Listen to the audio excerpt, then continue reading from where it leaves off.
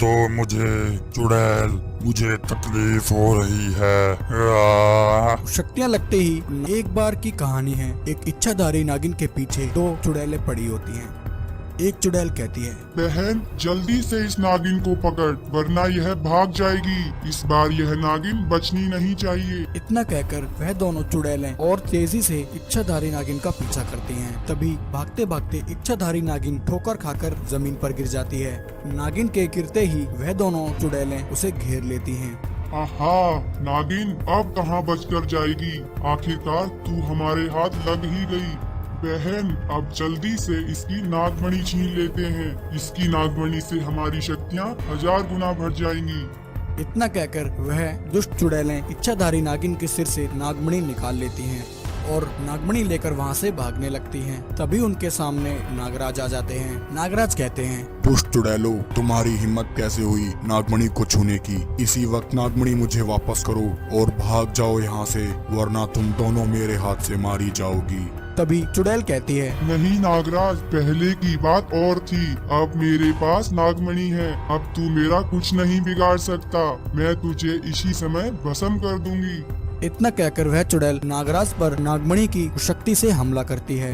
शक्ति लगते ही नागराज बेहोश हो जाते हैं। चुड़ैल कहती है, बहन ले चलो इस नागराज को, मुझे इसकी बहुत जरूरत है। ऐसा कहकर वह दोनों चुड़ैलें नागराज को लेकर वहां से चली जाती हैं। दोनों चुड़ैलें नागराज को लेकर अपनी गुफा में आ जाती हैं। चुड़ैल कहती है, मैं इस नागराज को ब्रह्मांड की सारी शैतानी शक्तियाँ देकर इसे अपना गुलाम बना लूंगी और फिर इस पूरे ब्रह्मांड पर कब्जा कर लूंगी। इतना कहकर वह चुड़ैल हवन करने लग जाती है और कहती है, ऐ ब्रह्मांड की शैतानी शक्तियों, प्रकट हो, प्रकट हो, प्रकट हो। चुड़ैल के इतना कहते ही हवन कुंड से शैतानी शक्तियाँ प्रकट होती हैं और नागराज में समा जाती हैं। छोड़ दो मुझे चुड़ैल, मुझे तकलीफ हो रही है। शक्तियाँ लगते ही नागराज एक भयंकर कालिया नाग में बदल जाता है। वहीं दूसरी तरफ बेहोश पड़ी इच्छाधारी नागिन को होश आ जाता है। वह अपनी नागमणि को ना पाकर बहुत ही दुखी होती है और कहती है, हे भगवान, वह चुड़ैल नागराज को कहाँ लेकर गई है। हे भगवान, उन दुष्ट चुड़ैलों से नागराज की रक्षा करना। इतना कहकर नागिन नागराज को ढूंढने लग जाती है। तभी इतने में कालिया नाग इच्छाधारी नागिन के सामने आ जाता है। नागिन उसे देखकर कहती है, नागराज, आप कहाँ चले गए थे। उस दुष्ट चुड़ैल ने मुझसे मेरी नागमणि छीन ली है। नागराज, नागमणि खतरे में है। नागिन के इतना कहते ही कालिया नाग अचानक से नागिन पर भयंकर सांप छोड़ देता है। कालिया नाग के विषैले सांप इच्छाधारी नागिन को जकड़ लेते हैं। नागिन वहीं बेहोश हो जाती है। तो प्यारे दोस्तों, कैसी लगी आपको यह कहानी। अगर आप इस कहानी का अगला भाग देखना चाहते हैं तो हमें कमेंट बॉक्स में जरूर बताएं। ऐसी ही और मजेदार कहानियाँ देखने के लिए आप हमारे चैनल से जुड़े रहें। धन्यवाद। छोड़ दो मेरे मम्मी पापा को, कहाँ लेकर जा रहे हो। मम्मी पापा, यह चुड़ैल आपको कहाँ लेकर जा रही है। परंतु चुड़ैल और कालिया नाग नहीं रुकते और चिंटू के मम्मी पापा, जैसा कि आपने देखा, कालिया नाग के जहरीले सांप इच्छाधारी नागिन को जकड़ लेते हैं और नागिन वहीं बेहोश हो जाती है। तभी वह दोनों चुड़ैल भी वहां आ जाती हैं। चुड़ैल कहती है, शाबाश कालिया नाग, मैं तुम्हारी सेवा से बहुत प्रसन्न हूँ। अब जल्द ही हम नागलोक के साथ साथ धरती लोक पर भी कब्जा कर लेंगे। मैं जल्द ही तुम्हें नागलोक सौंप दूंगी। कालिया नाग, अब हमें धरती लोक जाकर वहाँ के लोगों को अपना गुलाम बनाना है। कालिया नाग कहता है, तो हुकुम चुड़ैलों की रानी, धरती लोक पर ऐसा कोई भी इंसान नहीं जो मेरे जहरीले सांपों से बच सके। इतना कहकर वह तीनों वहां से गायब हो जाते हैं। वहीं साधु बाबा जंगल से जा रहे होते हैं। तभी रास्ते में उन्हें इच्छाधारी नागिन की लाश दिखाई देती है। साधु बाबा देखते हैं कि इच्छाधारी नागिन को विषैले सांपों ने जकड़ा हुआ है। साधु बाबा कहते हैं, अरे यह तो हमारी इच्छाधारी नागिन है, परंतु इनकी यह हालत किसने की। इतना कहकर साधु बाबा जादुई परी को याद करते हैं। हे जादुई परी, आप कहाँ हैं? जल्दी आइए, इच्छाधारी नागिन का जीवन संकट में है, हमें आपकी सहायता चाहिए। साधु बाबा की बात सुनकर जादुई परी उसी समय वहाँ आ जाती है। साधु बाबा जादुई परी को सारी बात बताते हैं। हे जादुई परी, इच्छाधारी नागिन का जीवन संकट में है। यह विषैले सांप अंदर ही अंदर इच्छाधारी नागिन का खून चूस रहे हैं। हमें जल्द ही इनको हटाना होगा, वरना अनर्थ हो जाएगा। जादुई परी कहती है, साधु बाबा, इच्छाधारी नागिन को इन विषैले सांपों से बचाने के लिए हमें क्या करना होगा। साधु बाबा कहते हैं, हे जादुई परी, इन विषैले सांपों को हटाने में अब सिर्फ किड महाराज ही हमारी मदद कर सकते हैं। हमें इच्छाधारी नागिन को लेकर इसी समय उनके पास जाना होगा और उनसे मदद मांगनी होगी। साधु बाबा की बात सुनकर जादुई परी इच्छाधारी नागिन को अपनी गोद में उठा लेती है और उसे किड महाराज के पास ले जाती है और किड महाराज के पास जाकर उन्हें सारी बात बता देती है। जादुई परी की बात सुनकर किड महाराज उसी समय अपनी नुकीली चोंच से इच्छाधारी नागिन के शरीर से विषैले सांपों को हटा देते हैं। वहीं दूसरी तरफ कालिया नाग उन दोनों चुड़ैलों के साथ धरती लोक पर आ जाता है और गांव में हमला कर देता है। कालिया नाग और चुड़ैल गांव में से चिंटू के माता पिता को जबरदस्ती पकड़ लेते हैं और उन्हें अपने साथ ले जाने लगते हैं। वहीं चिंटू उनका पीछा करता है। छोड़ दो मेरे मम्मी पापा को, कहाँ लेकर जा रहे हो? मम्मी पापा, यह चुड़ैल आपको कहाँ लेकर जा रही है? परंतु चुड़ैल और कालिया नाग नहीं रुकते और चिंटू के मम्मी पापा को वहाँ से ले जाते हैं। चिंटू भागा भागा उसी समय इच्छाधारी नागिन के पास पहुंच जाता है और कहता है, इच्छाधारी नागिन, एक चुड़ैल और राक्षस गांव में से मेरे मम्मी पापा को पकड़कर ले गए हैं। आप कृपया करके मेरे मम्मी पापा को बचा लीजिए। चिंटू की बात सुनकर इच्छाधारी नागिन जादुई परी से कहती है, बहन, अब समय आ गया है। हमें नागराज और चिंटू के मम्मी पापा को उस चुड़ैल के चंगुल से आजाद कराना है। वहीं चुड़ैल और कालिया नाग चिंटू के माता पिता को लेकर अपनी गुफा में आ जाते हैं। चुड़ैल कहती है, कालिया नाग, अब यह दोनों तुम्हारे गुलाम हैं। ये तुम्हारी सेवा करेंगे। तुम जो चाहो इन दोनों से वह काम करा सकते हो। तभी इतने में इच्छाधारी नागिन जादुई परी और चिंटू को लेकर वहां आ जाती है। इच्छाधारी नागिन और जादुई परी को एक साथ देखकर चुड़ैल कहती है, कालिया नाग, खत्म कर दो इन दोनों को, कोई भी बचकर जाने ना पाए। तभी इतने में कालिया नाग अपने विषैले सांप इच्छाधारी नागिन और जादुई परी पर छोड़ता है, परंतु कालिया नाग के विषैले सांपों का उन दोनों पर कोई असर नहीं होता। फिर इच्छाधारी नागिन कालिया नाग पर अपनी शक्ति का वार करती है। नागिन की शक्ति से नागराज अपने असली रूप में आ जाते हैं। यह सब देखकर दोनों चुड़ैल आग बबूला हो जाती हैं और नागिन पर हमला करती हैं। वहीं जादुई परी अपनी शक्तियों से दोनों चुड़ैलों को वहीं मार देती है। इस तरह इच्छाधारी नागिन और जादुई परी नागराज और चिंटू के माता पिता को उन चुड़ैलों के चंगुल से आजाद करा लेती है। शक्ति लगते ही छोटू नागराज धरती लोक पर आ गिरते हैं। जादुई बाज पर बैठकर नागलोक को निकल पड़ते हैं। यह कहानी शुरू होती है जब कालिया राक्षस और चुड़ैल एक साथ इच्छाधारी नागिन पर हमला कर देते हैं। इच्छाधारी नागिन भी अपनी पूरी शक्ति से इन दोनों का सामना करती है, परंतु अचानक हुए इस हमले से इच्छाधारी नागिन की शक्तियां कालिया राक्षस और चुड़ैल के आगे कमजोर पड़ने लगती हैं। उन तीनों में एक घमासान लड़ाई होती है। तभी इच्छाधारी नागिन की एक शक्ति चुड़ैल को लगती है। चुड़ैल अधमरी होकर जमीन पर गिर जाती है, परंतु इतने में ही मौका पाकर कालिया राक्षस अपनी एक भयंकर शक्ति इच्छाधारी नागिन पर मारता है। शक्ति लगने से इच्छाधारी नागिन की मृत्यु हो जाती है। इच्छाधारी नागिन के मरते ही कालिया राक्षस नागमणि के पास जाता है। जैसे ही कालिया राक्षस नागमणि को छूने की कोशिश करता है, तभी उसे एक जोर का झटका लगता है। कालिया राक्षस घबरा जाता है। अरे, यह कैसी शक्ति है जो मुझे नागमणि उठाने से रोक रही है? तभी चुड़ैल कहती है, कालिया, हम में से कोई भी इस नागमणि को नहीं उठा सकता है। इस नागमणि को सिर्फ नागलोक का उत्तराधिकारी ही उठा सकता है। चुड़ैल की बात सुनकर कालिया राक्षस के दिमाग में एक शैतानी ख्याल आता है। वह इच्छाधारी नागिन के अंडे को उठाकर ले जाता है। अपनी गुफा में लाकर वह अपनी शक्ति से उस अंडे को तोड़ने की कोशिश करता है, परंतु अंडा नहीं टूटता है। कालिया राक्षस निराश होकर बैठ जाता है। तभी कुछ समय बाद वह अंडा अपने आप टूट जाता है और उसमें से नागराज बाहर आता है। कालिया राक्षस कहता है, मेरे बच्चे, आखिरकार तुम बाहर आ ही गए। मेरे बच्चे, हमें एक महत्वपूर्ण कार्य करना है। हमें जल्द से जल्द वह नागमणि हासिल करनी है। एक बार मुझे नागमणि मिल गई, उसके बाद मैं तुम्हें नागलोक सौंप दूंगा और फिर तुम नागलोक पर राज करना, राज। छोटू नागराज कहता है, जैसी आपकी आज्ञा पिताजी, बताइए कहाँ है वह नागमणि? कालिया राक्षस छोटू नागराज को लेकर नागमणि के पास आ जाता है। छोटू नागराज नागमणि को उठाकर कालिया राक्षस को सौंप देता है। नागमणि की शक्ति मिलते ही कालिया राक्षस कहता है, आखिरकार मुझे नागमणि की शक्तियाँ मिल ही गयी। बच्चे, अब मुझे तेरी कोई जरूरत नहीं है।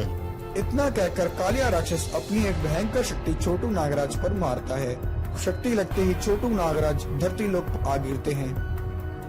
साधु बाबा वहीं घूम रहे होते हैं। साधु बाबा छोटू नागराज के पास आते हैं। छोटू नागराज, आप यहाँ क्या कर रहे हैं और आपकी यह हालत किसने की? छोटू नागराज साधु बाबा को सारी बात बता देता है। छोटू नागराज की बात सुनकर साधु बाबा अपनी शक्ति से सब कुछ देख लेते हैं कि किस प्रकार कालिया राक्षस ने उनके साथ धोखा किया है। छोटू नागराज, वह कालिया राक्षस तुम्हारा पिता नहीं है। उसने नागमणि हासिल करने के लिए सिर्फ तुम्हारा इस्तेमाल किया है। तुम्हारी माँ को भी उसी ने मारा है। जो कि अब उसे नागमणि की शक्तियाँ हासिल हो चुकी हैं। अब वह बहुत ही शक्तिशाली हो चुका है। अब उसका सामना करना आसान खेल नहीं है। नागलोक पर कब्जा करने के बाद वह पृथ्वी लोक पर आक्रमण अवश्य करेगा। इससे पहले कि वह आक्रमण करे, हमें वहाँ पहुँचकर उसे रोकना होगा। ऐसा कहकर साधु बाबा छोटू नागराज को विशेष शक्तियां प्रदान करने के लिए यज्ञ करते हैं। उस यज्ञ कुंड में से एक जादुई बाज और एक त्रिशूल निकलता है। साधु बाबा और छोटू नागराज उसी समय उस जादुई बाज पर बैठकर नागलोक को निकल पड़ते हैं और कालिया राक्षस के पास पहुंच जाते हैं। उन दोनों को देखकर कालिया कहता है, बच्चे, उस समय तो तू बच गया था, परंतु आज तुझे मेरे हाथों से कोई नहीं बचा सकता। और मेरे गुलामों, जाओ खत्म कर दो इन दोनों को। इतना कहते ही कालिया राक्षस के गुलाम साधु बाबा और छोटू नागराज पर हमला कर देते हैं। साधु बाबा अपनी शक्ति का वार उन गुलामों पर करते हैं। साधु बाबा कहते हैं, छोटू नागराज, यही मौका है, जाइए और इस त्रिशूल से इस कालिया राक्षस की जीवन लीला समाप्त कर दीजिए। तब तक मैं इनको रोकता हूँ। साधु बाबा की बात सुनकर छोटू नागराज कालिया राक्षस की तरफ दौड़ते हैं और त्रिशूल सीधा कालिया राक्षस को मार देते हैं। त्रिशूल लगते ही कालिया राक्षस वहीं ढेर हो जाता है और जलकर भस्म हो जाता है। उस पर हमला कर देती है। मूर्ख इच्छाधारी नागिन, अब तेरा भी समय आ गया है। कई दिनों तक यज्ञ करने के बाद यज्ञ कुंड में से एक शक्ति बाहर निकलती है और इच्छाधारी नागिन के अंदर चली जाती है। यह कहानी है दो जुड़वा इच्छाधारी नागिन की। एक समय की बात है, नागलोक में दो इच्छाधारी नागिन बहनें रहती थी। वह नागलोक में नागमणि की रक्षा करती थी। उन दोनों बहनों में आपस में बहुत ही प्रेम था। एक दिन जब वे दोनों बहनें नागमणि की पहरेदारी कर रही होती हैं, तभी वहाँ एक लालची चुड़ैल नागमणि चुराने के लिए आ जाती है। वह नागमणि को उठाने की कोशिश करती है। तभी वे दोनों इच्छाधारी नागिन उसे देख लेती हैं। एक नागिन बोलती है, देखो बहन, वह दुष्ट लालची चुड़ैल फिर आ गई। तभी वे दोनों इच्छाधारी नागिन उस चुड़ैल पर हमला कर देती हैं। चुड़ैल को समझ आ जाता है कि वह इन दोनों का सामना नहीं कर सकती। वह वहाँ से भागने लगती है। मारो बहन, इसे और मारो, इस बार इसे मत छोड़ना। रुक जा दुष्ट चुड़ैल, कहाँ भागती है? अगली बार तू मुझे दिखी तो मार मार कर तेरी हड्डियाँ तोड़ दूंगी। कुछ दूर आकर चुड़ैल राहत की सांस लेती है। आज तो बाल बाल बची, वरना ये दोनों बहनें तो मुझे मार ही देती। मैं इस प्रकार इन दोनों बहनों का एक साथ सामना नहीं कर सकती। मुझे वह नागमणि किसी भी कीमत पर हासिल करनी है। ऐसे ही एक दिन जब उन दोनों नागिन बहनों में से एक नागिन नागलोक में नहीं होती है, वह लालची चुड़ैल नागमणि के चक्कर में वहाँ आ जाती है। यही मौका है, एक इच्छाधारी नागिन भी यहाँ नहीं है। मुझे इस नागिन को अपने वश में करना होगा, तभी मैं उस नागमणि को पा सकती हूँ।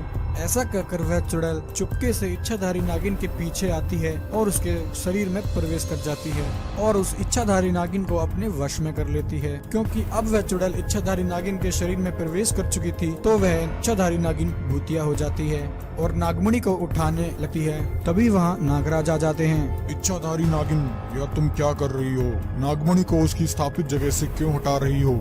भूतिया नागिन कहती है, नागराज, जो मुझे करना चाहिए मैं वही कर रही हूँ। यह नागमणि मेरी है और मुझे इसे ले जाने से कोई नहीं रोक सकता।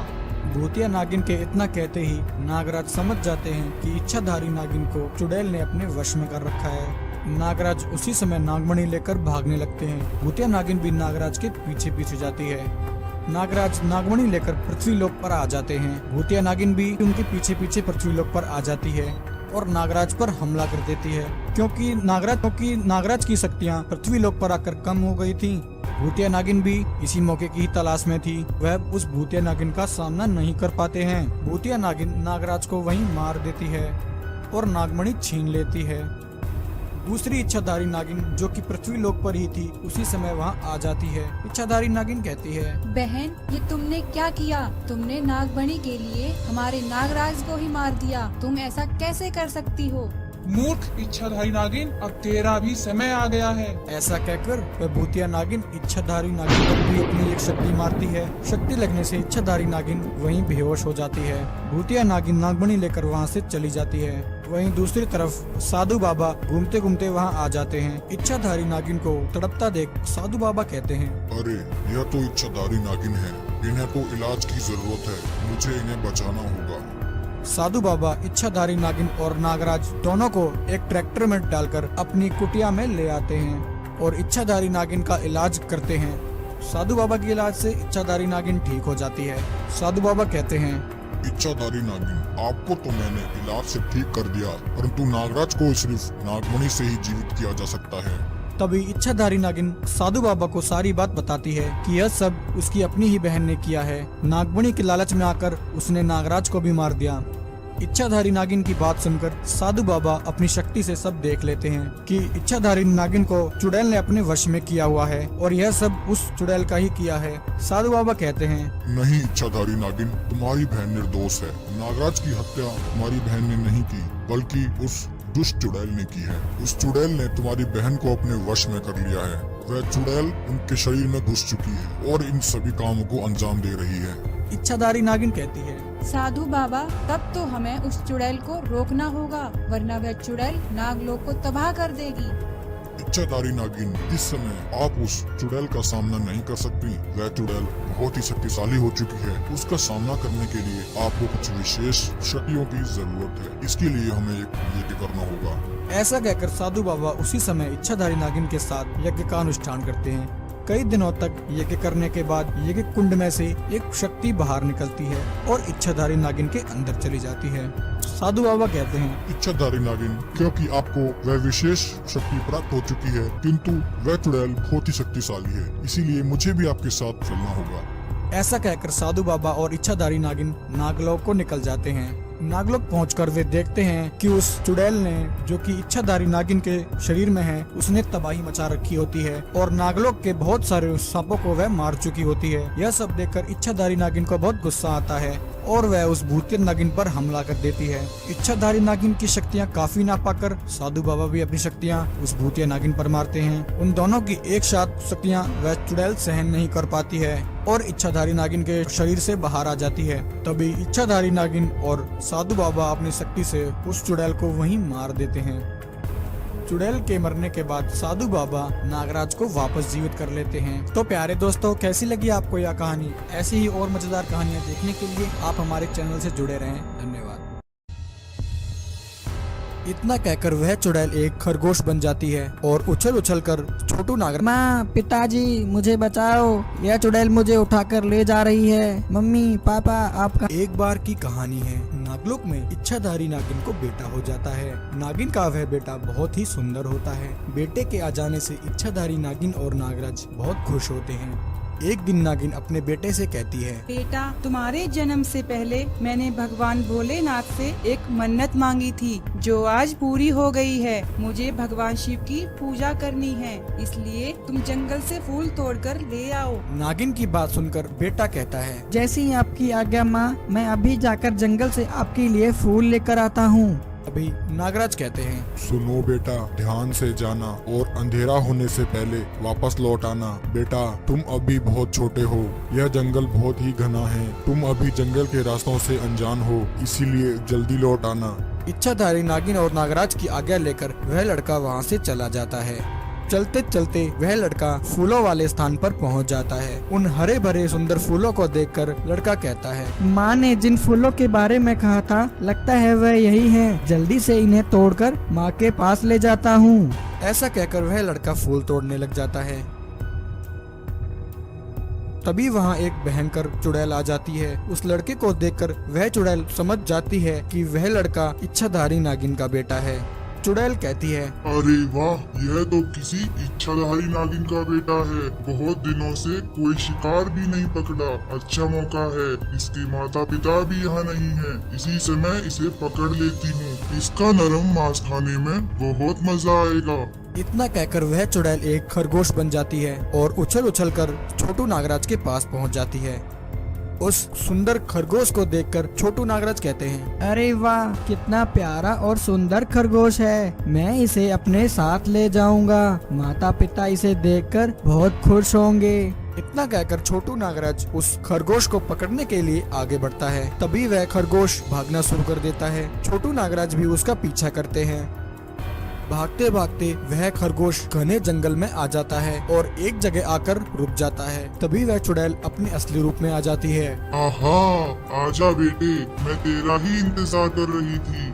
इतना कहकर वह चुड़ैल छोटे नागराज को पकड़ लेती है और उसे अपने साथ ले जाने लगती है। छोटू नागराज जोर जोर से आवाज लगाता है, माँ, पिताजी, मुझे बचाओ, यह चुड़ैल मुझे उठाकर ले जा रही है। मम्मी पापा, आप कहाँ हैं? तभी वहीं पास में पेड़ के नीचे बैठे एक साधु बाबा देखते हैं कि एक चुड़ैल किसी बच्चे को लेकर जा रही है।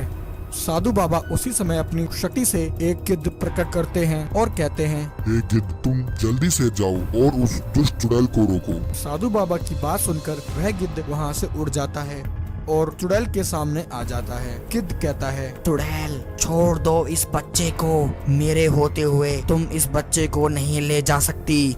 इतना कहकर वह गिद्ध चुड़ैल पर हमला कर देता है। उसके हमले से परेशान होकर चुड़ैल कहती है, अरे मूर्ख पक्षी, तू ऐसे नहीं मानेगा। रुक, अभी तेरा इलाज करती हूँ। इतना कहते ही वह चुड़ैल गिद्ध के पंखों को काट देती है।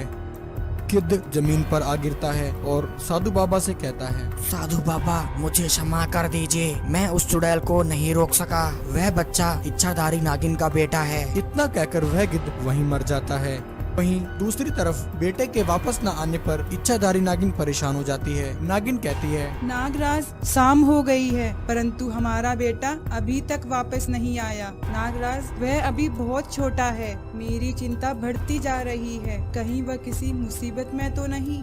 इतना कहकर इच्छाधारी नागिन और नागराज उसे ढूंढने लग जाते हैं। चलते चलते उनके सामने साधु बाबा आ जाते हैं। नागराज कहते हैं, प्रणाम साधु बाबा, क्या आपने हमारे बेटे को कहीं देखा है? वह जंगल में फूल लेने गया था परंतु अभी तक वापस नहीं लौटा। तभी साधु बाबा नागराज और नागिन को उनके बेटे के बारे में सारी घटना बता देते हैं। साधु बाबा की बात सुनकर नागिन और नागराज को बहुत गुस्सा आता है। वहीं वह चुड़ैल छोटू नागराज को लेकर अपनी गुफा में आ जाती है और कहती है, बच्चे, तू इच्छाधारी नागिन की संतान है। तुझे खाऊंगी तो मेरी शक्तियाँ दोगुनी हो जाएंगी। तभी इतने में इच्छाधारी नागिन और नागराज वहाँ आ जाते हैं। नागराज चुड़ैल से कहते हैं, दुष्ट चुड़ैल, छोड़ दे मेरे बेटे को, वरना आज तू मेरे हाथों से मारी जाएगी। चुड़ैल कहती है, नहीं नागराज, मैं इस लड़के को तुम्हें किसी भी कीमत पर नहीं दूंगी। आज मैं इसे खाकर अपनी शक्तियाँ दोगुनी करूंगी। इतना कहकर वह चुड़ैल नागिन और नागराज पर हमला कर देती है। वह अपनी भयंकर शक्तियों से नागिन और नागराज को जकड़ लेती है। चुड़ैल की शक्तियों के आगे नागिन और नागराज कमजोर पड़ने लगते हैं। तभी नागराज नागिन से कहते हैं, इच्छाधारी नागिन, यह चुड़ैल बहुत ही शक्तिशाली है। हम इस प्रकार इसका सामना नहीं कर सकते। इसे मारने के लिए हमें एक होना होगा। इतना कहकर नागिन और नागराज एक दूसरे में समा जाते हैं। उनकी शक्तियाँ एक हो जाती हैं। उनका शरीर आधा नागिन और आधा नागराज का हो जाता है। तभी नागराज चुड़ैल पर अपने सांप छोड़ देते हैं और इच्छाधारी नागिन चुड़ैल में आग लगा देती है। आग लगते ही वह चुड़ैल जलकर भस्म हो जाती है। इस प्रकार इच्छाधारी नागिन और नागराज अपने बेटे को चुड़ैल से बचा लेते हैं। तो प्यारे दोस्तों, कैसी लगी आपको यह कहानी? ऐसी ही और मजेदार कहानियाँ देखने के लिए आप हमारे चैनल से जुड़े रहें। धन्यवाद। फिर वह चुड़ैल मछली ऐसा ही करने लगती है। जो भी व्यक्ति उस मछली को देखने के लिए उसके पास आता, वह मछली चुड़ैल उसको जिंदा। एक बार की कहानी है। एक बार एक चुड़ैल अपने कुछ शैतानों के साथ एक तालाब किनारे प्रकट होती है। चुड़ैल तालाब में एक शक्ति छोड़ती है और तालाब की सारी मछलियों को पानी से खींच लेती है और उन्हें जिंदा ही निकल जाती है। सभी मछलियाँ खाने के बाद चुड़ैल अपने शैतानों से कहती है, सुनो मेरे शैतानों, यह तालाब तो अब खाली हो चुका है। इन मछलियों से तो मुझे आधी शक्तियाँ ही प्राप्त हुई हैं। अभी मेरी आधी शक्तियाँ बाकी हैं और वह आधी शक्तियाँ मुझे इंसानों को खाकर ही मिल सकती हैं। ऐसा कहकर वह चुड़ैल एक मछली का रूप धारण कर लेती है और अपने शैतानों से कहती है, मेरे शैतानों, अब तुम शैतान लोग वापस लौट जाओ। तब तक मैं धरती लोक पर इंसानों को खाकर अपनी शक्तियाँ बढ़ाऊंगी। चुड़ैल की बात सुनकर उसके सभी शैतान लोग लौट जाते हैं। वहीं एक दिन एक गरीब किसान उस तालाब से पानी लेने आता है, परंतु उस तालाब को सूखा देखकर वह किसान हैरान हो जाता है। किसान कहता है, अजीब बात है, कल तक तो यह तालाब पानी से खचाखच भरा हुआ था, परंतु आज यह तालाब पूरा सूख चुका है। ऐसा कैसे हो सकता है? तभी अचानक उस किसान को एक आवाज सुनाई देती है। हे मनुष्य, मेरी मदद करो, यहाँ मेरा दम घुट रहा है, मुझे बचा लो। किसान पीछे मुड़कर देखता है। वह देखता है एक मछली तालाब के किनारे पड़ी है और तड़प रही है। किसान उस मछली के पास जाता है और कहता है, यह तो एक मछली है। लगता है तालाब का पानी सूखने के कारण यह मछली यहाँ किनारे पर आ गई है। तभी मछली, जो कि चुड़ैल थी, किसान से कहती है, हे मनुष्य, मेरी मदद करो, इस तालाब का सारा पानी सूख चुका है, पानी नहीं मिला तो मैं यहीं मर जाऊंगी, इसलिए हे मनुष्य, तुम मुझे अपने घर ले चलो, मैं वहाँ किसी बर्तन में आराम से रह लूंगी। उस मछली की बात सुनकर किसान को उस पर दया आ जाती है। वह उसे अपनी बाल्टी में रख लेता है और उसे लेकर अपने घर आ जाता है। किसान एक छोटे से बर्तन में पानी डालता है और उसमें उस मछली को छोड़ देता है। पानी में जाते ही मछली कहती है, हे मनुष्य, तुम्हारा बहुत बहुत शुक्रिया, मेरे प्राण बचाकर तुमने मुझ पर बहुत बड़ा एहसान किया है। किसान कहता है, कोई बात नहीं मछली बहन, अब तुम यहाँ आराम से रहो। इतना कहकर किसान वहाँ से जाने लगता है कि तभी इतने में वह मछली अपना आकार बड़ा कर लेती है और किसान को फिर से आवाज लगाती है, हे मनुष्य, मेरी मदद करो, इस बर्तन में मेरा दम घुट रहा है। किसान पीछे मुड़कर देखता है। उस विशाल मछली को देखकर किसान हैरान हो जाता है। यह कैसे हो सकता है? इतने कम समय में यह मछली इतनी बड़ी कैसे हो सकती है? मायावी मछली फिर से कहती है, हे मनुष्य, मेरी मदद करो, इस बर्तन में मेरा दम घुट रहा है। मछली की बात सुनकर किसान उसके लिए एक बड़ा बर्तन लेकर आता है और उस मछली को उसमें छोड़ देता है। मछली फिर से किसान का धन्यवाद करती है। कुछ देर बाद शाम हो जाती है। वह मछली चुड़ैल कहती है, अब मैं जल्दी से इंसानों को खाना शुरू करती हूँ और अपनी शक्तियाँ बढ़ाती हूँ।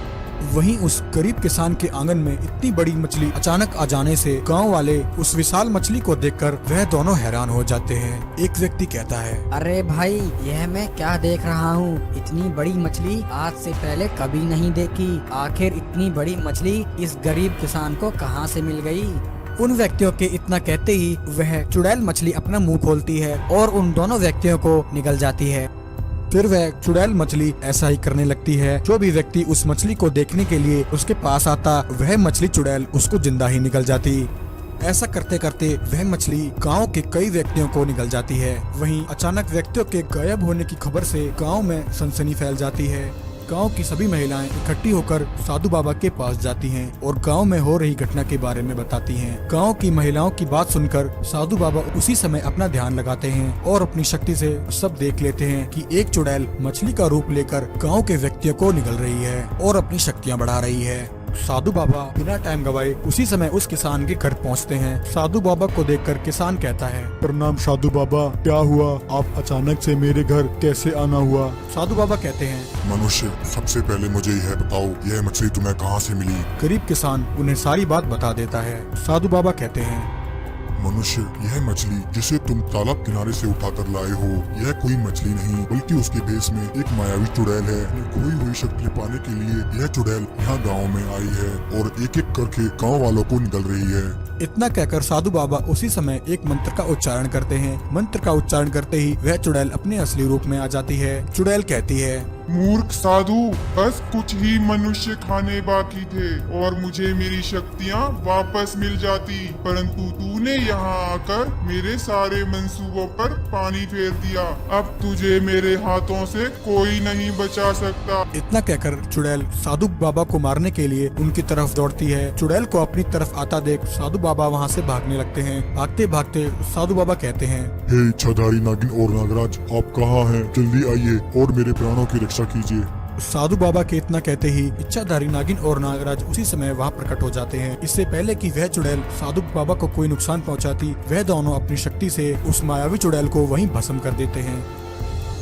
चुड़ैल के मरते ही सभी व्यक्ति जो चुड़ैल ने निगल लिए थे वह सभी वापस आ जाते हैं और सभी मिलकर इच्छाधारी नागिन और नागराज का धन्यवाद करते हैं। नागराज मोटू कालिया राक्षस की खूब धुलाई करते हैं। एक समय की बात है, एक इच्छाधारी नागिन से उसका अंडा छीनने के लिए एक दुष्ट मोटू कालिया राक्षस और चुड़ैल उसके पीछे पड़ जाते हैं। चुड़ैल कहती है, मोटू कालिया राक्षस, जल्दी से इस नागिन को पकड़ो और इससे इसका अंडा छीन लो, वरना यह भाग जाएगी। इससे पहले कि मोटू कालिया राक्षस इच्छाधारी नागिन को पकड़ता, नागिन भागकर एक कुटिया में छिप जाती है। उस कुटिया में इच्छाधारी नागिन को बहुत सारे अंडे दिखाई देते हैं। नागिन कहती है, मुझे यह जगह सुरक्षित लग रही है। इससे पहले कि वह दुष्ट चुड़ैल और मोटू कालिया राक्षस मेरे अंडे को खा जाएं, मैं अपने अंडे को यहीं रख देती हूँ।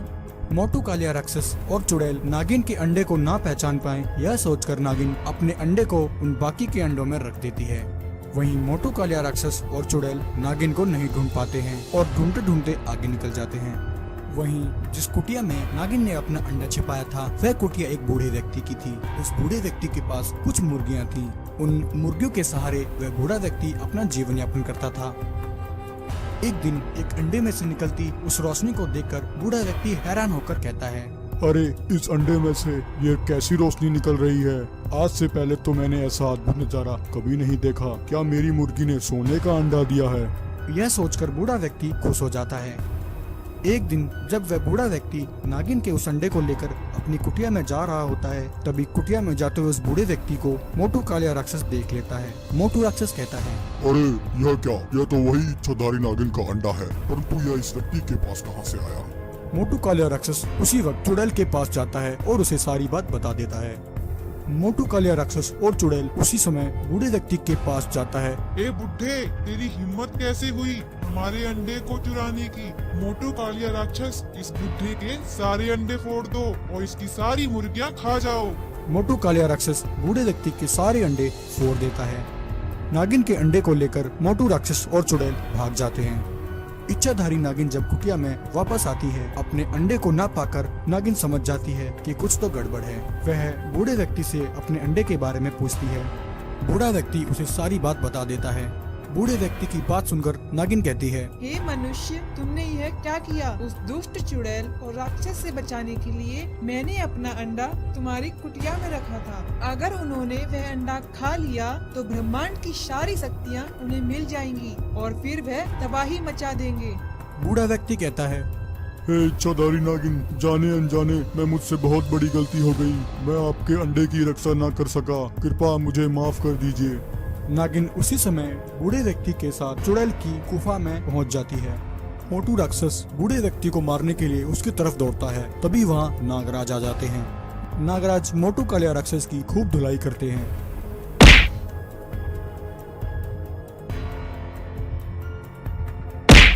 नागराज कहते हैं, इच्छाधारी नागिन, तुम अंडे को और इस बूढ़े व्यक्ति को लेकर गुफा से बाहर चले जाओ, मैं इन दोनों से निपट लूंगा। तभी नागराज गुफा से बाहर आकर सारी गुफा को आग लगा देते हैं। मोटू कालिया राक्षस और चुड़ैल उस गुफा में कैद हो जाते हैं। मोटू राक्षस नागराज से कहता है, नागराज हमें बाहर निकालो, नागराज हमें यहाँ से बाहर निकालो, और जलकर भस्म हो जाते हैं। चुड़ैल का आदेश पाकर वे दोनों गुलाम जादुई बाज पर बैठकर वहां से उड़ जाते हैं। साधु बाबा अपनी शक्ति से एक जादुई बाज तैयार कर लेते हैं। दूर कहीं पहाड़ों के बीच एक दुर्जनपुर नाम का गांव था। दुर्जनपुर गांव के सभी लोग बड़े ही प्यार से रहा करते थे। गांव वालों को कोई भी दुख नहीं था। जब भी गांव पर कोई मुसीबत आती तो गांव वालों को मुसीबत से निकालने के लिए एक इच्छाधारी नागिन गांव में ही रहा करती थी। गांव वालों के लिए इच्छाधारी नागिन एक मसीहा से कम नहीं थी, क्योंकि उसने गांव वालों को कई बार मुसीबतों से बचाया था। उधर दूसरी तरफ गांव के पास वाले जंगल में एक चुड़ैल हमेशा उस इच्छाधारी नागिन को पकड़ने के चक्कर में रहती थी। वह उस इच्छाधारी नागिन की नागमणि हासिल करना चाहती थी, परंतु वह हर बार नाकाम हो जाती थी। इस बार भी वह चुड़ैल कुछ ऐसा ही करने का सोच रही थी। चुड़ैल अपने गुलामों से कहती है, ऐ मेरे गुलामों, जाओ और उस इच्छाधारी नागिन को मेरे पास पकड़ कर ले आओ। इस बार वह नागिन बचनी नहीं चाहिए। मैं किसी भी कीमत पर नागमणि हासिल करना चाहती हूँ। चुड़ैल का आदेश पाकर वे दोनों गुलाम जादुई बाज पर बैठकर वहां से उड़ जाते हैं। अगले दिन जब इच्छाधारी नागिन गांव में ऐसे ही घूमकर गांव का जायजा ले रही होती है, तभी वह दोनों राक्षसी चुड़ैल इच्छाधारी नागिन पर हमला कर देते हैं। अचानक के हमले से इच्छाधारी नागिन कुछ नहीं कर पाती है और वे दोनों चुड़ैल इच्छाधारी नागिन को जादुई बात से पकड़कर वहां से ले जाती हैं। गांव वाले यह सारी घटना देख लेते हैं और आपस में बात करते हुए कहते हैं, अरे भाई, यह तो अनर्थ हो गया। हमारी इच्छाधारी नागिन को चुड़ैल उठा कर ले गई है। हमें कुछ करना होगा। इच्छाधारी नागिन ने समय समय पर हमारी मदद की है और हम गांव वालों को मुसीबत से बचाया है। हाँ भाई, तुम सही कह रहे हो। हमें इच्छाधारी नागिन को बचाना होगा। हम इसी वक्त साधु बाबा के पास चलते हैं। ऐसा कहकर सभी गांव वाले साधु बाबा के पास पहुंच जाते हैं और साधु बाबा को सारी घटना के बारे में बता देते हैं। साधु बाबा अपनी दिव्य दृष्टि से सब कुछ देख लेते हैं और गांव वालों से कहते हैं, गांव वालों, यह सब एक लालची चुड़ैल का किया कराया है। वह इच्छाधारी नागिन से नागमणि हासिल करना चाहती है। अगर उसे एक बार नागमणि मिल गई तो फिर उसे हराना असंभव है। हमें सारी बात इच्छाधारी नागिन के बेटे छोटू नागराज को बतानी होगी, क्योंकि इस समय वही हमारी मदद कर सकते हैं। ऐसा कहकर साधु बाबा छोटू नागराज को वहीं बुला लेते हैं और उनको सारी बात समझा देते हैं। साधु बाबा अपनी शक्ति से एक जादुई बाज तैयार कर लेते हैं और उस पर बैठकर वे दोनों इच्छाधारी नागिन को बचाने के लिए वहां से निकल पड़ते हैं। चुड़ैल के पास पहुंचकर वे देखते हैं कि उसने इच्छाधारी नागिन को एक पिंजरे में कैद कर रखा होता है। साधु बाबा चुड़ैल से कहते हैं, अरे मूर्ख चुड़ैल, इच्छाधारी नागिन को इसी वक्त आज़ाद कर दे, क्योंकि तू अपने मंसूबों में कभी भी कामयाब नहीं हो सकती है। साधु बाबा की बात सुनकर चुड़ैल हंसकर कहती है, अरे वाह, माँ तो माँ, अब बेटा भी मन में चला आया। अच्छा किया तो तुम यहाँ चले आए। अब मैं तुम्हारा वंश ही सर्वनाश कर दूंगी। फिर इस धरती पर सिर्फ मेरा ही राज होगा। इतना कहकर वह चुड़ैल अपने गुलामों से कहती है, ऐ मेरे गुलामों, जाओ और इन दोनों मनुष्य को खत्म कर दो। चुड़ैल की बात सुनकर उसके दोनों गुलाम छोटू नागराज को मारने के लिए आगे बढ़ते हैं। तभी छोटू नागराज उन दोनों गुलामों की खूब पिटाई कर देते हैं।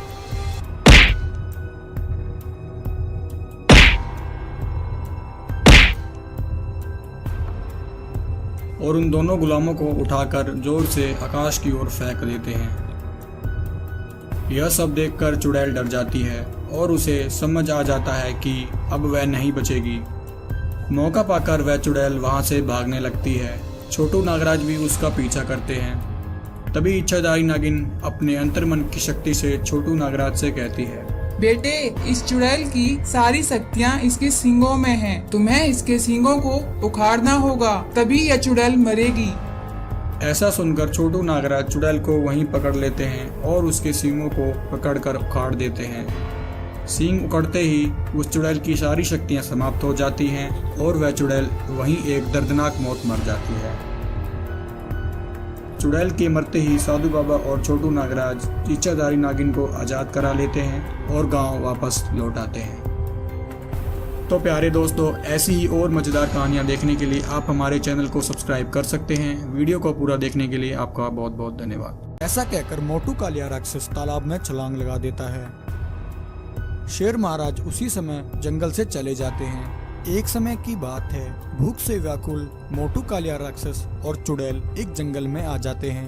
मोटू कालिया राक्षस कहता है, अरे चुड़ैल, कब से हम खाने की तलाश में ऐसे ही भटक रहे हैं। मुझे जल्द से जल्द खाना चाहिए, वरना मैं तुमको ही मार कर खा जाऊंगा। तभी चुड़ैल की नजर तालाब की मछलियों पर पड़ती है। उन बड़ी बड़ी मछलियों को देखकर चुड़ैल के मुंह में पानी आ जाता है। चुड़ैल कहती है, मोटू कालिया राक्षस, वह देखो, इस तालाब में कितनी बड़ी बड़ी मछलियां हैं। लगता है भगवान ने हमारी सुन ली। यह तालाब तो किसी स्वर्ग से कम नहीं है। चलो इन मछलियों को खाकर अपनी भूख मिटाते हैं। ऐसा कहकर मोटू कालिया राक्षस और चुड़ैल तालाब में छलांग लगा देते हैं और मछलियों को पकड़कर खाने लगते हैं।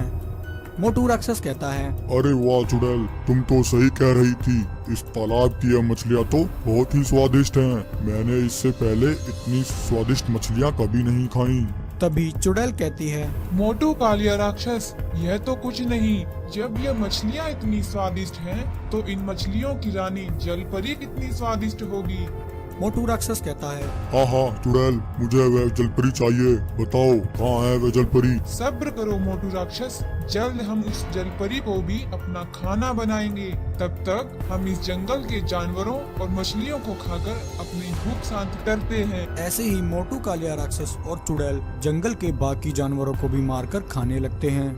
एक दिन ऐसे ही तालाब की कुछ जलपरियां आपस में बातें कर रही होती हैं। तभी वहां मोटू कालिया राक्षस और चुड़ैल आ जाते हैं। जलपरियों को देखकर मोटू कालिया राक्षस के मुंह में पानी आ जाता है। अरे वाह चुड़ैल, यह तो एक नहीं बल्कि दो जलपरियां हैं। अब मुझसे सब्र नहीं हो रहा है, मुझे ये जलपरियां खानी हैं। ऐसा कहकर मोटू कालिया राक्षस तालाब में छलांग लगा देता है। मोटू कालिया राक्षस एक जलपरी को पकड़ लेता है। दूसरी जलपरी जान बचाकर वहां से भाग जाती है। चलो चुड़ैल, इस जलपरी को पकाकर खाते हैं। वहीं दूसरी तरफ वह जलपरी इच्छाधारी जलपरी के पास आ जाती है और उन्हें सारी बात बता देती है। इच्छाधारी जलपरी कहती है, जलपरी बहन, हम इस प्रकार उस राक्षस और चुड़ैल का सामना नहीं कर सकते हैं। ऐसा कहकर इच्छाधारी जलपरी एक शेर से कहती है, हे शेर महाराज, आप जल्दी से गांव जाइए और साधु बाबा को लेकर आइए। मुझे उनकी सहायता चाहिए। इच्छाधारी जलपरी की बात सुनकर शेर महाराज उसी समय जंगल से चले जाते हैं और अगले ही दिन साधु बाबा को लेकर जलपरी के पास आ जाते हैं।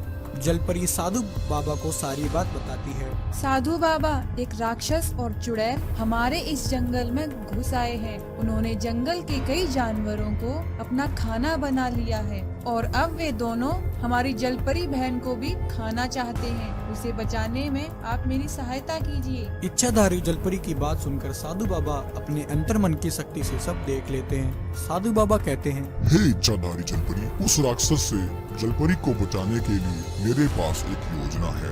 वहीं मोटू कालिया राक्षस और चुड़ैल जलपरी को खाने की तैयारी कर रहे होते हैं। उसी समय साधु बाबा एक घड़ा लेकर वहां पहुंच जाते हैं। साधु बाबा मोटू राक्षस से कहते हैं, हे राक्षस राज, आप जिस जलपरी को खाना चाहते हैं वह जलपरी यह नहीं है। इससे भी बड़ी इच्छाधारी जलपरी इस घड़े में आपका इंतजार कर रही है। राक्षस कहता है, हाँ हाँ, मुझे वह बड़ी जलपरी चाहिए।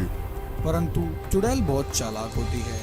वह समझ जाती है कि यह सब उस इच्छाधारी जलपरी की एक चाल है। वह मोटू राक्षस को घड़े के अंदर जाने से मना करती है। परंतु बड़ी इच्छाधारी जलपरी को खाने के लालच में मोटू कालिया राक्षस चुड़ैल की बात नहीं सुनता है और छोटा होकर उस घड़े के अंदर चला जाता है। मोटू राक्षस के घड़े के अंदर जाते ही साधु बाबा घड़े का मुंह बंद कर देते हैं। मोटू कालिया राक्षस घड़े के अंदर कैद हो जाता है। अरे इस घड़े में तो कोई जलपरी नहीं है। धोखा, मेरे साथ धोखा हुआ है। मुझे यहाँ से बाहर निकालो। अरे कोई इस घड़े का मुंह खोलो, मुझे यहाँ से बाहर निकालो। चुड़ैल, कहाँ हो तुम? मुझे बचाओ, मुझे यहाँ से बाहर निकालो। उसी समय इच्छाधारी जलपरी भी वहाँ आ जाती है। मोटू कालिया राक्षस को इस हालत में देखकर चुड़ैल कहती है, अरे मोटू राक्षस तो गया। अच्छा होगा कि मैं यहाँ से भाग जाऊँ, वरना मोटू राक्षस की तरह ये दोनों मुझे भी इस घड़े में बंद कर देंगे। चुड़ैल उसी समय वहाँ से भाग जाती है। इच्छाधारी जलपरी साधु बाबा का धन्यवाद करती है। साधु बाबा, आपका बहुत बहुत धन्यवाद। आज आपने हमें एक बड़ी मुसीबत से बचा लिया। मेरे आका, अगर हमने इन दोनों को यहीं मार दिया तो हम उस नागमणि तक नहीं पहुंच पाएंगे। दूर कहीं पहाड़ों में एक छोटा सा तालाब था जहां बहुत से जीव जंतु बड़ी खुशी से रहा करते थे। वहीं उस तालाब की गहराई में एक जादुई नागलोक था जहां पर एक इच्छाधारी नाग और नागिन अपने दो जुड़वा बच्चों के साथ वास किया करते थे। वह दोनों नाग नागिन वर्षों से एक नागमणि की रक्षा कर रहे थे। एक रात अचानक से आसमान से तेज गति से एक आग का गोला उस तालाब की ओर आता है और उस तालाब के पास एक तेज धमाका होता है और वहाँ एक जादुई आम प्रकट होता है। उस आम के अंदर से शैतान कालिया नाग अपने दो शैतानों के साथ बाहर आता है और अपने शैतानों से कहता है, वह इच्छाधारी नाग और नागिन यहीं कहीं आसपास ही रहते हैं। तुम दोनों जल्द से जल्द उन दोनों नाग नागिन का पता लगाओ। मुझे वह जादुई नागमणि किसी भी कीमत पर हासिल करनी है। आने वाली इस अमावस्या की रात को मैं उस जादुई नागमणि से अपनी शक्तियाँ वापस पा लूंगा। वहीं एक दिन नागराज अपने दोनों बेटों से कहता है, बेटा, मैं और तुम्हारी माँ एक जरूरी काम से कुछ समय के लिए नागलोक से बाहर जा रहे हैं, इसलिए हमारे पीछे से तुम दोनों भाइयों को हमारे इस नागलोक की और इस नागमणि की रक्षा करनी है। बेटा, मेरी बात ध्यान से सुनो। यह नागमणि बहुत ही अमूल्य और चमत्कारी है। यह हमारे कुल देवता की निशानी है। बरसों से हम दोनों इसकी रक्षा करते आ रहे हैं। बेटा, जब भी तुम किसी मुसीबत में हो और तुम्हें सहायता की जरूरत हो तो तुम इस नागमणि को उठाकर जमीन पर फेंक देना। यह जादुई नागमणि तुम्हारी सहायता अवश्य करेगी। यह कहकर वह दोनों नाग नागिन वहाँ से चले जाते हैं। तालाब से बाहर निकलते ही वह शैतान कालिया नाग उन्हें देख लेता है। अरे वाह, हमें तो मेहनत करने की जरूरत ही नहीं पड़ी। यह दोनों नाग नागिन तो खुद ही हमारे पास चले आए। आ जाओ नागराज, आ जाओ, मुझे तुम्हारा ही इंतजार था। नागराज, अब या तो वह नागमणि तुम मुझे दे दो या फिर तुम दोनों मरने के लिए तैयार हो जाओ। दुष्ट कालिया नाग, तो आखिर तू यहाँ तक भी आ पहुँचा। अरे दुष्ट, मेरे जीवित रहते तू अपने मंसूबों में कभी भी कामयाब नहीं हो सकता। तभी कालिया नाग का एक शैतान कहता है, मेरे आका, अगर हमने इन दोनों को यहीं मार दिया तो हम उस नागमणि तक नहीं पहुंच पाएंगे। तभी इससे पहले कि नागराज उस पर हमला करता, कालिया नाग उन दोनों को कैद कर लेता है। नागराज, देखता हूँ तुम कब तक मुझे उस नागमणि का पता नहीं बताते। वहीं दूसरी तरफ काफी समय तक अपने माता पिता के न लौटने पर वह दोनों भाई परेशान हो जाते हैं। भैया, बहुत समय बीत गया है परंतु पिताजी और माँ अभी तक लौटकर नहीं आए। भैया, मैं तालाब के बाहर जाकर देखता हूँ, तब तक आप यहीं रहकर नागमणि की रक्षा करना। इतना कहकर एक भाई अपने माता पिता को ढूंढने के लिए तालाब के बाहर आ जाता है। बाहर आते ही वह देखता है कि उसके माता पिता को उस शैतान कालिया नाग ने वहाँ कैद कर लिया है। यह देखकर वह तुरंत अपने भाई के पास जाता है और उसे सारी बात बता देता है। भैया, जल्दी कुछ कीजिए वरना वह शैतान हमारी माँ और पिताजी को मार देगा। तभी नागिन के बेटे को अपने पिता की कही गई बात याद आती है।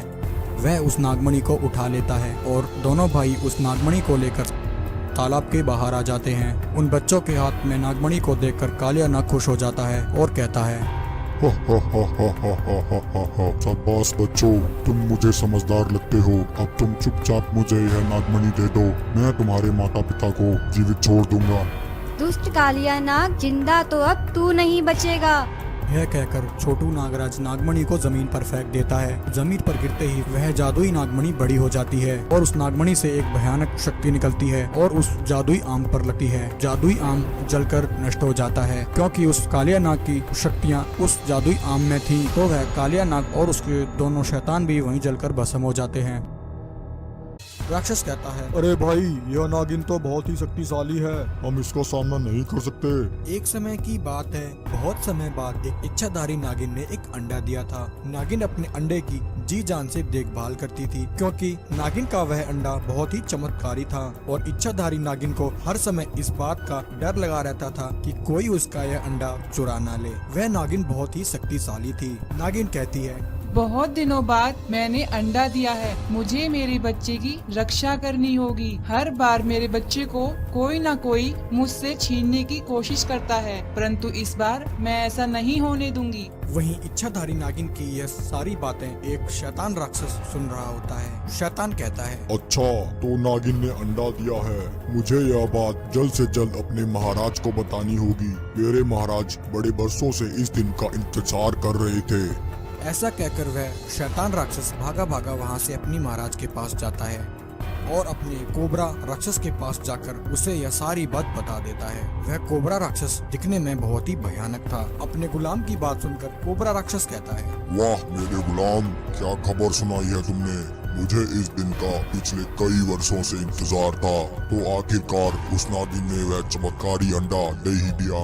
मुझे वह अंडा किसी भी कीमत पर चाहिए। नागिन के उस चमत्कारी अंडे को खाकर मैं और अधिक जवान और शक्तिशाली हो जाऊंगा। फिर मैं इस पूरे ब्रह्मांड पर कब्जा कर लूंगा और यहाँ का स्वामी बन जाऊंगा।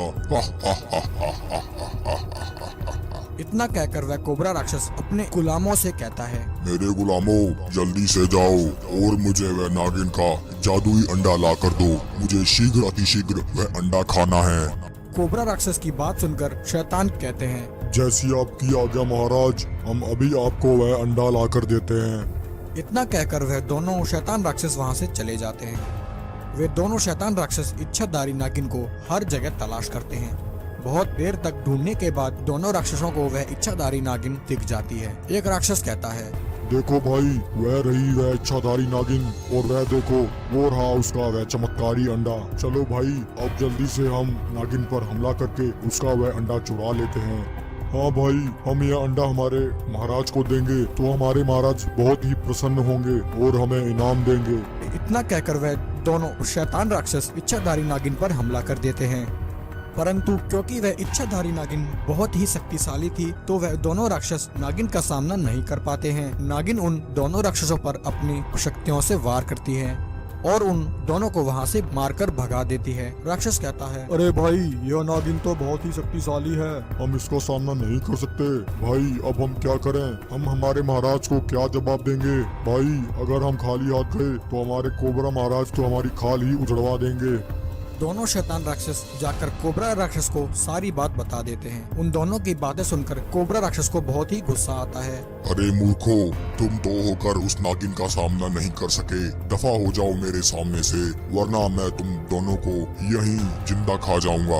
अब मुझे ही कुछ करना होगा। एक दिन एक साधु महाराज उसी जंगल के रास्ते से जा रहे होते हैं। तभी वह कोबरा राक्षस अचानक से उस साधु महाराज के सामने आ जाता है। कोबरा राक्षस अपनी शक्ति से यह देख लेता है कि वह साधु इच्छाधारी नागिन से मिलने जा रहा है।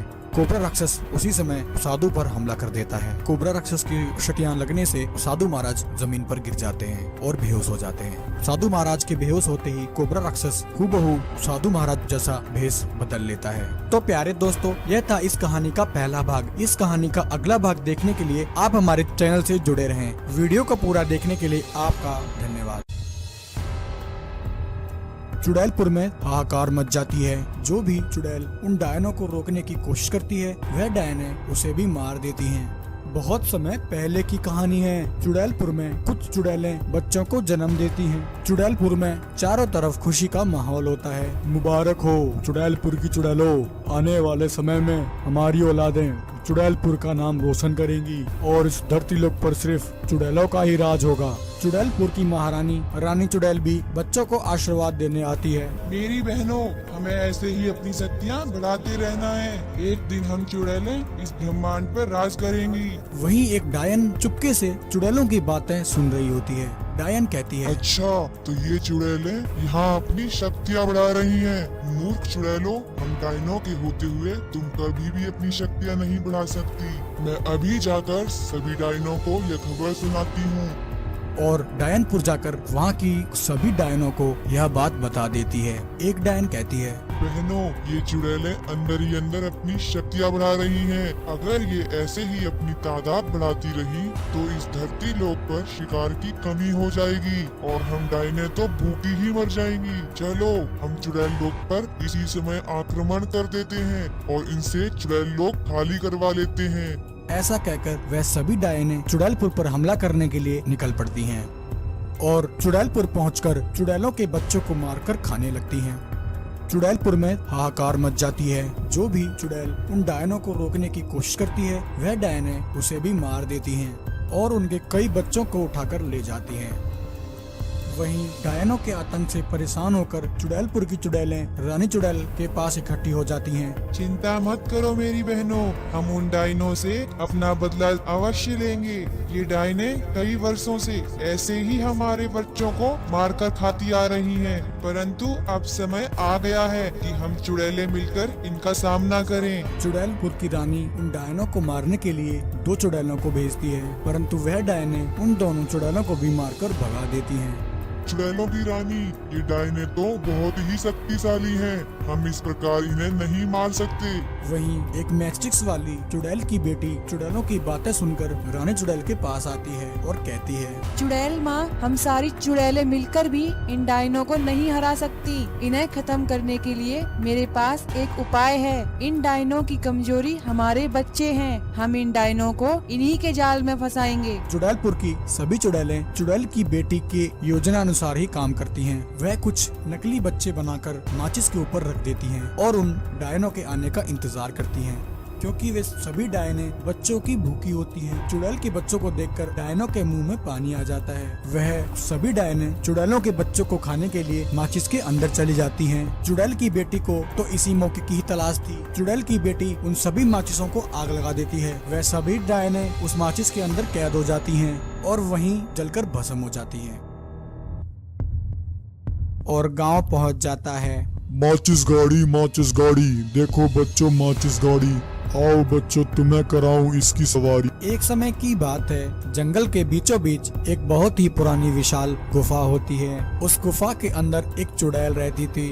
वह चुड़ैल उस गुफा के करीब आने वाले शिकार को आसानी से पकड़कर खा जाया करती थी।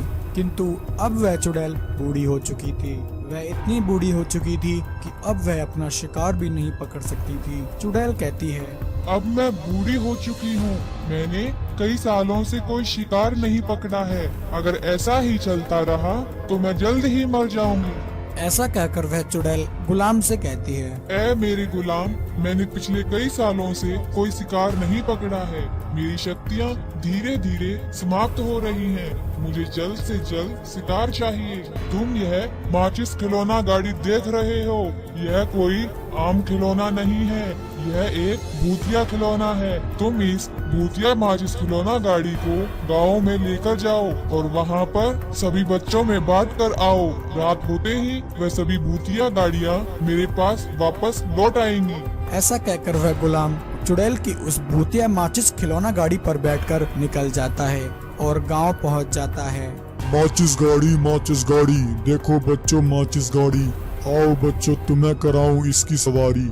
माचिस गाड़ी, आओ बच्चों आओ, जल्दी से आओ। उस माचिस खिलौना गाड़ी को देखकर सभी बच्चे खुश हो जाते हैं। बच्चे कहते हैं, अंकल हमें भी माचिस गाड़ी की सवारी करनी है। क्यों नहीं, आओ मेरे बच्चों जल्दी आओ, तुम्हें ही सवारी कराने के लिए ही तो आया हूँ मैं। ऐसा कहकर वह गुलाम सभी बच्चे को उस माचिस गाड़ी पर बिठा लेता है और उन्हें माचिस गाड़ी की सवारी कराता है। बच्चे गुलाम से कहते हैं, अंकल हमें रोज इस माचिस गाड़ी की सवारी करनी है। हमें भी माचिस गाड़ी चाहिए। बच्चों के इतना कहते ही वह गुलाम सभी बच्चों को एक एक माचिस खिलौना गाड़ी दे देता है और वहां से चला जाता है। खिलौना गाड़ी लेकर सभी बच्चे अपने अपने घर आ जाते हैं। एक बच्चे के माता पिता उससे पूछते हैं, अरे बेटा, यह माचिस गाड़ी तुम्हें कहाँ से मिली? आज से पहले तो मैंने ऐसी गाड़ी कभी नहीं देखी। बच्चा कहता है, पिताजी, गांव में एक अंकल आए थे। उन्होंने हमें माचिस गाड़ी की सवारी कराई और फिर हम सब बच्चों को माचिस गाड़ी देकर चले गए। आश्चर्य की बात है, आज से पहले तो ऐसा कभी नहीं हुआ। भगवान ही जाने वह मनुष्य कौन था। जैसे ही रात होती है, क्योंकि वह सभी माचिस खिलौना गाड़ियाँ भूतिया थी, वे सभी सोते हुए बच्चों को उठाकर गांव से ले जाती हैं। सभी बच्चे बूढ़ी चुड़ैल की गुफा में आ जाते हैं। उन सभी बच्चों को देखकर चुड़ैल बहुत ही खुश होती है। इन सब बच्चों को खाकर मैं फिर से जवान हो जाऊंगी और मुझे मेरी सारी शक्तियाँ वापस मिल जाएंगी। वहीं दूसरी तरफ गांव के सभी बच्चे एक साथ गायब होने की खबर से सभी गांव वाले परेशान हो जाते हैं। अरे भाई, यह सब क्या हो गया? सभी बच्चे अचानक से एक साथ कैसे गायब हो गए? हाँ भाई, सभी बच्चे एक साथ कैसे गायब हो सकते हैं? अरे भाई, कल गांव में कोई मनुष्य आया था और वह सभी बच्चों को एक अजीब सी माचिस खिलौना गाड़ी देकर चला गया। मुझे तो यह सब उसी का काम लगता है। भाई जो कुछ भी हो, परंतु इस समय हमें क्या करना चाहिए? गांव वालों, मेरे ख्याल से हम सभी को साधु बाबा के पास चलना चाहिए। वही हमें इस समस्या का समाधान बता सकते हैं। ऐसा कहकर सभी गांव वाले साधु बाबा के पास आ जाते हैं। साधु बाबा, हमारी रक्षा कीजिए। गांव के सभी बच्चे एक साथ कल रात गायब हो गए। बाबा जी, कल गांव में एक मनुष्य सभी बच्चों को मुफ्त में ही एक अजीब सी माचिस खिलौना गाड़ी देकर चला गया। अब ना ही माचिस और ना ही बच्चे, दोनों में से कोई भी गांव में नहीं है। गांव वालों की बात सुनकर साधु बाबा अपनी तंत्र विद्या से सब कुछ देख लेते हैं। साधु बाबा कहते हैं, गांव वालों, तुम्हारा शक सही है। यह सब उस मनुष्य का ही किया है। वह सभी माचिस गाड़ियाँ भूतियाँ थी। यह सब एक चुड़ैल का काम है। वह चुड़ैल बच्चों को खाकर अपनी खोई हुई शक्तियाँ वापस पाना चाहती है। ऐसा कहकर साधु बाबा उसी समय इच्छाधारी नागिन को वहां बुला लेते हैं। साधु बाबा इच्छाधारी नागिन को सारी बात बताते हैं। इच्छाधारी नागिन, वह चुड़ैल बहुत ही शक्तिशाली है। उसकी शक्तियाँ एक माचिस खिलौना गाड़ी में हैं। तुम्हें किसी तरह उस माचिस खिलौना गाड़ी को नष्ट करना होगा। उस माचिस खिलौना गाड़ी के नष्ट होते ही उस चुड़ैल की सारी शक्तियाँ खत्म हो जाएंगी और वह अपने आप मर जाएगी। साधु बाबा की बात सुनकर इच्छाधारी नागिन उसी समय उस चुड़ैल की गुफा में पहुंच जाती है। इच्छाधारी नागिन को देखकर चुड़ैल को गुस्सा आ जाता है और वह अपने गुलाम से कहती है, ए मेरे गुलाम, जाओ इन सब गांव वालों को खत्म कर दो। चुड़ैल के इतना कहते ही वह गुलाम गांव वालों के पीछे पड़ जाता है। वहीं दूसरी तरफ इच्छाधारी नागिन को उस चुड़ैल की वह भूतिया माचिस खिलौना गाड़ी दिख जाती है। बिना टाइम गवाए इच्छाधारी नागिन अपनी शक्ति उस माचिस गाड़ी पर मारती है और उस माचिस गाड़ी को वहीं नष्ट कर देती है।